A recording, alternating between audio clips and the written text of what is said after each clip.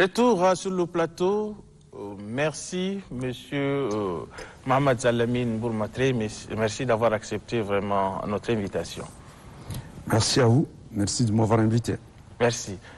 Monsieur Mohamed Zalamine, vu le dialogue, est-ce que c'est possible que le Tchadien se réconcilie? Je pense que impossible n'est pas tchadien. Notre pays a déjà 62 ans depuis son indépendance. 5 ans après l'indépendance, nous avons connu des périodes troubles, d'instabilité politique et institutionnelle, séquencées de guerres fratricides qui ont commis beaucoup de dégâts. Des dégâts sur le plan humain, avec des pertes importantes, des dégâts sur le plan matériel.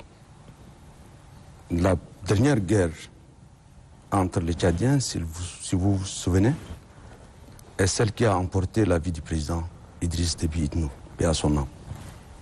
Et donc, partant de là, je pense que le Conseil militaire de transition a pris l'initiative, dès les premières heures, à faire en sorte qu'on invite les Tchadiens à la paix.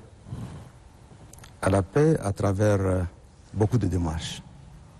La mise en place donc du comité d'organisation du dialogue national inclusif et tout à côté, pour ce qui concerne nos frères qui ont choisi l'extrémité, donc les armes, le comité technique spécial relatif à la participation des politico-militaires au dialogue national inclusif.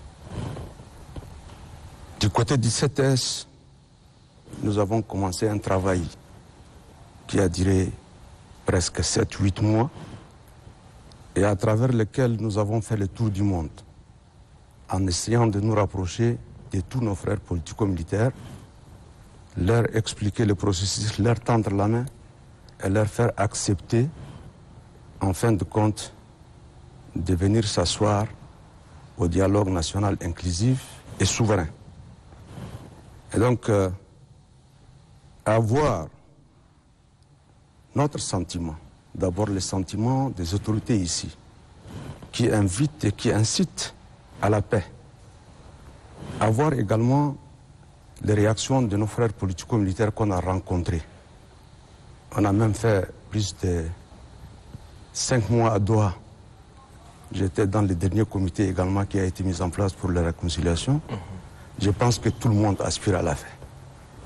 Tout le monde aspire à la paix. Et comme je le disais au départ, impossible n'est pas tchadien, tout est possible. Il est vrai qu'au détour de l'accord de Doha, il y a encore des mouvements politico-militaires qui n'ont pas signé l'accord. Mais je pense que même pour cela, la porte n'est pas fermée. La main demeure toujours tendue. Et même de leur côté, jusqu'à là, nous n'avons pas enregistré de réactions négatives qui incitent à une autre forme de violence.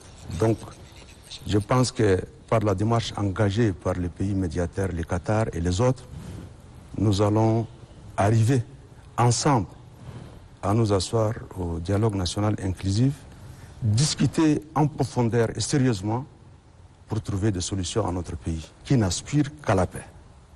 Nous avons un grand pays, un beau pays, un riche pays qui peut nous contenir et qui servira d'exemple. Je pense qu'il y a des expériences pour tout. Nous avons connu l'expérience de la guerre et on dit ça suffit. Ouais. Ça suffit, maintenant initions-nous, assoyons-nous, disons-nous la vérité et sortons avec des résolutions fortes pour construire ce pays pour nous et pour les générations futures. D'accord. اوكي مينستر، انت بما انك كنت المتحدث الرسمي، اكيد دي كلف بمهمه كبيره واكيد فيها كثير من الصعوبات. شنو اهم النقاط اللي انت كرساله حملتها وبعدين جات الاستجابه؟ بارك الله فيك. الرساله اللي وضحناها للاخوه المعارضين، بالذات المعارضين العسكريين، رساله العافيه. البلد ده عندها اليوم من استقرار انت 62 سنة. في ال 62 سنة ممكن من 65 المشاكل بدت في تشاد. بدت في تشاد وفي وقت واحد دخلنا في موازق عميقة فيها حروبات فيها خسارات. وآخر حرب عشنا الحرب اللي كان مات فوق رئيس الجمهورية مارشال إدريس ديبي إتنو اللهم يغفر له ويرحمه. بعد ذاك السلطات العسكرية في السلطة فهمت ووجهت بيكونوا بدون المصالحة بدون الحوار ما ممكن نتقدم. على كده يعني حصلت لجن من ضمنها لجنة التنظيم للحوار الوطني المصغر ولجنة الخاصة للحوار مع الإخوان الثورة. أنا كنت في اللجنة الأساسية وكنت طبعا في لجنة المصالحة اللي كانت مشت في الدوحة. المساج البلاغ اللي وصلنا للإخوان إنه لازم نجلس لازم نتناصح ولازم يعني نبني هذا البلد لنا والجيل الورانا. اليوم كان في دبلوم بدوا لدولة من مسألة الحروب ممكن تشاد بتكون من الدول الأولى في هذا المجال. لكن الحرب دمار الحرب شتات والحرب خراب. عشان كده قلنا في مجال هذا الحوار الوطني الأساسي حاليا الناس جالسين فيه الإخوان الحاضرين نرحب بهم وحتى بعض من الإخوان اللي كان موقعه في الاتفاق اليد ممدودة لهم وحتى من جهتهم هم ما لقينا يعني بعد شتينا معهم ذاتهم ما لقينا كلام يحاول انه لازم يكون في عمق المصارعه. هم ذات فاتحين وان شاء الله نطلب من الله يساعدنا انه كل الجماعه تجلس ونحل مشاكل بلدنا بطريقه سلميه للتقدم. أكيد ده اللي متمنينا إن شاء الله توصل البلاد إلى حل سلمي. Monsieur Mohamed Alamine, il y a quelques groupes qui étaient à Doha mais non signataires de l'accord. Est-ce que vous pensez qu'ils viendront rejoindre ceux qui sont en ce moment au palais des arts et de la culture pour parler de l'avenir de ces pays? Est-ce que c'est possible? Tout dépend de leur attitude. Mais jusque-là, tout ce qu'on a noté, c'est que la porte n'est pas fermée. Et je pense qu'au détour du protocole ou de l'accord qui a été signé à Doha, l'accord reste ouvert. Il prend en compte toutes les sollicitations des uns et des autres. Il y a quelques points d'achoppement sur lesquels on ne s'est pas accordé. Mais je pense que tout est discutable. Tout est discutable. Depuis notre retour, et même à Doha, le PCMT a toujours insisté pour faire en sorte que tout le monde soit là. Je pense qu'après son arrivée, au détour d'un discours, il a réitéré sa constante position pour la paix et la mer demeure tendue. Donc je pense qu'il y a un petit effort à faire, de part et d'autre, pour que cela également puisse s'asseoir à la table des négociations. Est-ce que vous avez peut-être un mot à lancer à ceux-là qui ne croient pas encore sur la réussite de ce dialogue? Le mot, ils le savent. Nous l'avons réitéré à plusieurs reprises et nous demeurons constants dans cette démarche-là. Nous leur lançons encore un appel pour le retour à la paix. Tout est discutable, rien n'est tabou. Je pense qu'il y a quelques points d'achoppement pour lesquels on ne s'est pas très accordé. Et l'accord de Doha est un accord acceptable de part et d'autre. Si on essaie de le regarder au fond, c'est un rapport qui a été mené par les médiateurs, donc le Qatar. Même dans cet accord, le gouvernement également a son mot à dire. Mais tout de même, un accord, c'est une sorte de consensus qui n'intègre pas les préoccupations des uns et des autres, mais qui globalement est acceptable pour tous.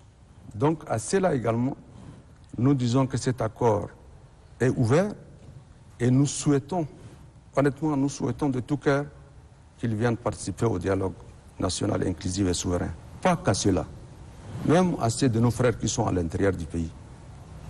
Les Wakitamois, les transformateurs, l'UNPT, je ne sais pas, les GRA, tout ce monde-là. Je pense qu'il y a des démarches, des stages qui ont été faites et même ceux-là ont leur place au dialogue national inclusif. Notre souhait, c'est qu'au niveau du dialogue national inclusif et souverain, tous les Tchadiens participent.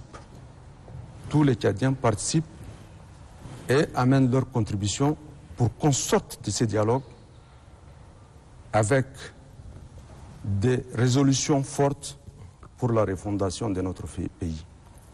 Il faut une stabilité, il faut une vision de progrès et il faut qu'ensemble, qu'on construise notre beau et pays, le Tchad.